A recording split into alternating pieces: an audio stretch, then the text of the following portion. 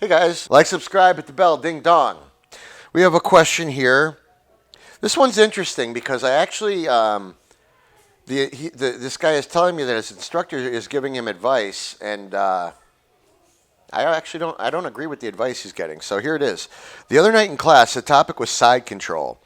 During the instruction, our teacher emphasized to never settle for side control. I'm assuming what he meant was if you're on the bottom and the guy is trying to pass, never settle for that. He said, scramble, scoot, do everything possible to avoid it, fight it the entire way. But I don't understand that. If it's going to side control, I just go there and then work my escapes and sweeps. Isn't that part of it, to know how to handle all the different problems and challenges? How would you practice escaping if you never end up there? Yes, I hate side control, but I sometimes just let people have it, especially smaller, lighter people, so I can try to work my way out of it. What am I missing? I don't think you're missing anything. I think you're right. But I don't.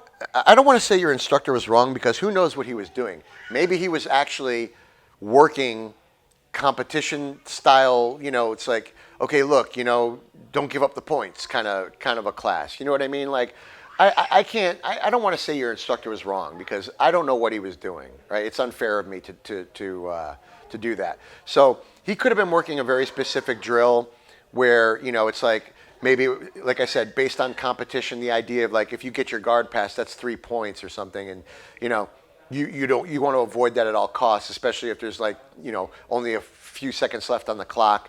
I mean, it could have been, I don't know the drill. It could have just been, here's how you escape side control in general. And if that's the case, then yeah, I agree with you. Because what Helio always said was, and what my instructor always said was, if you realize that you're losing a position, for instance, that your guard is about to get passed, you have to realize when you've lost that battle of of the guard fight, and instead of trying to maintain the guard all the way to the point where the guy passes, and now he hasn't only passed, but he's passed and your arms are out of whack, right? Instead, you tactically retreat to side control, and you get your arms, you get an underhook and a frame, so that you're all set to start working your escape right before the guy even gets settled into the position. So it's about timing, right? So yeah, you could let him pass on your terms in order to nail an escape right away. You know what I mean? So, or if the guy just passes your guard, it's better to just wait for him sometimes. If they're intent on holding you down, I'm not going to fight. I mean, if it's a tournament and there's time on the clock, yeah, I will. But in a gym roll, I'm not going to fight. If the guy just wants to hold me down, let him hold me down. He's not doing anything to me. So I let them hold me down. When they go for a submission, that's when I try to escape. Right? That's kind of the idea of jiu-jitsu. But those rules go out the window a little bit when you're competing, which is why I said I don't want to pigeonhole and say what I think was going on, because I don't know what was happening in this drill at your gym or that night at your gym. He could have been going over competition stuff, and if that's the case, then yeah, your instructor's right. He's 100% right. Don't fight it at every second. Like, don't let the guy pass you. But at the same time, I would say, don't go into a situation where you're fighting the pass so badly that when he does get into side control, your arms are now, like, up in the air, and you're isolated, and now he can just easily mount you. And, like, if you do have to go to side control, I think you should do it on your terms. Like, you've lost the past, and you tactically retreat back to side control so that you can get, there's always a good way to play a bad position. And that's what you want to do. You want to get that set up before the guy settles. That's my advice there. So, yeah, this could go either way. If it's competition training, then yeah, you might want to fight a little harder, and don't accept when things happen. Don't accept a guard pass. Don't accept a takedown. But in the training room, when I'm just rolling around, if a guy takes me down, it's like, I'm not going to pop back up and start wrestling again. I'm just going to play jiu-jitsu.